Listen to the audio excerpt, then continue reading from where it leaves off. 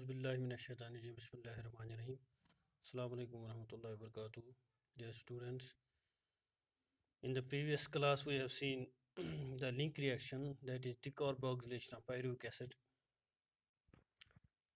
and we have seen that the pyruvic acid which is produced during glycolysis, it gets converted into acetyl coenzyme A with the loss of one carbon dioxide molecule and addition of one coenzyme A molecule, and here also this dehydrogenation takes place, and with the result we get one NADH plus H molecule. This link reaction, decarboxylation, also takes place in case of proteins and fats.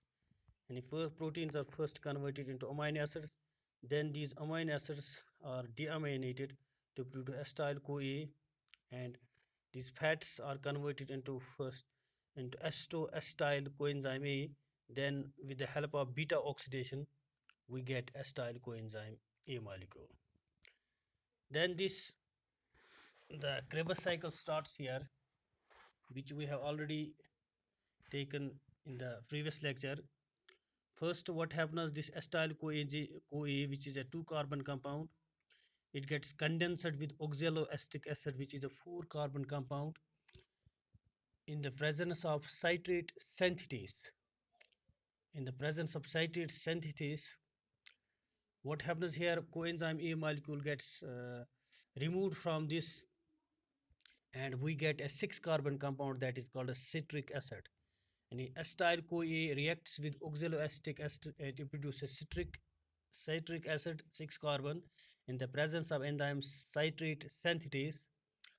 And here also coenzyme A molecule is removed, and this molecule of water gets added here. And then this citric acid, it undergoes another reaction with the help of enzyme aconitase, and here also this one water molecule gets lost, that is dehydration takes place, and it produces cis aconic acid.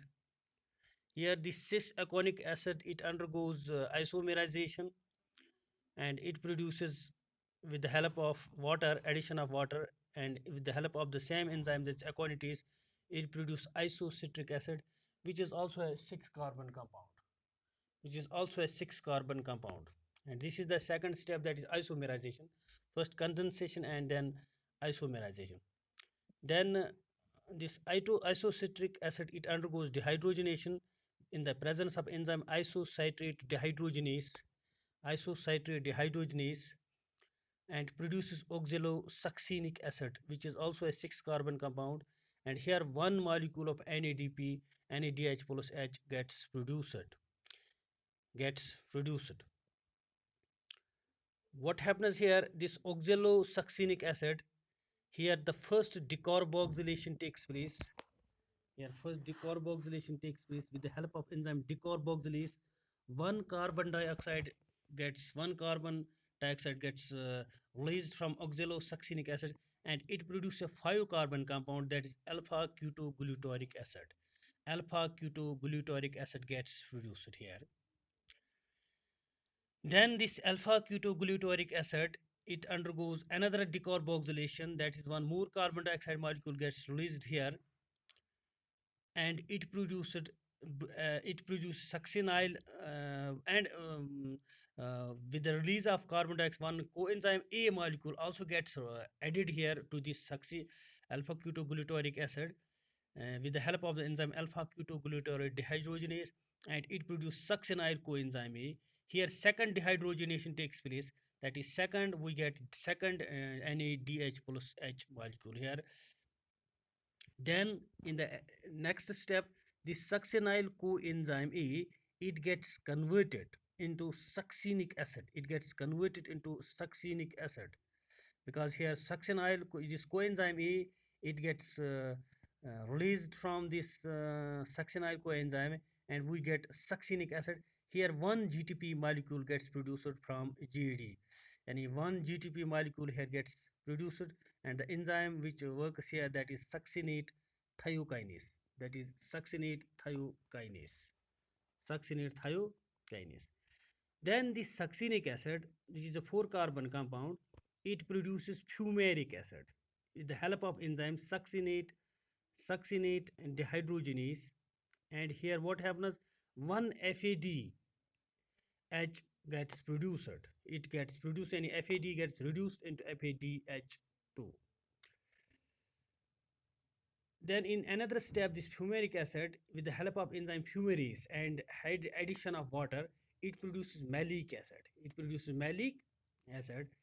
Then in the last step, this malic acid, it, with the help of malate dehydrogenase, and another dehydrogenation takes place, and the third NADH plus H molecule gets produced here, and it produces oxaloacetic acid. In this way, the regeneration of oxaloacetic acid takes place, which is now ready to get to condense with another acetyl coenzyme A molecule, and continue the this citric acid cycle or Krebs cycle. We have seen that dehydrogenation, we have three NADPH molecules gets produced at three steps.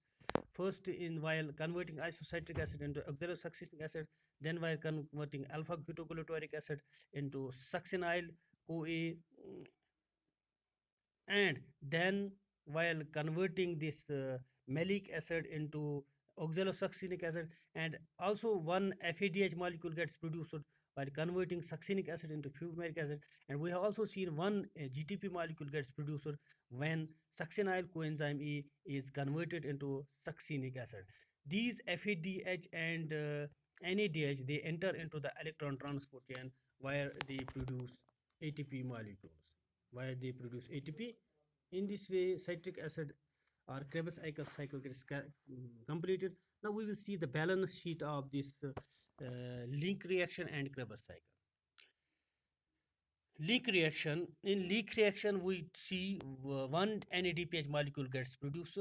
So we have two pyruvic acid molecules, so we get two NADPH molecules, and we also know one NADH2 molecule is equal to 3 ATP molecules. So the net gain of ATP molecules is here 6 ATP molecules.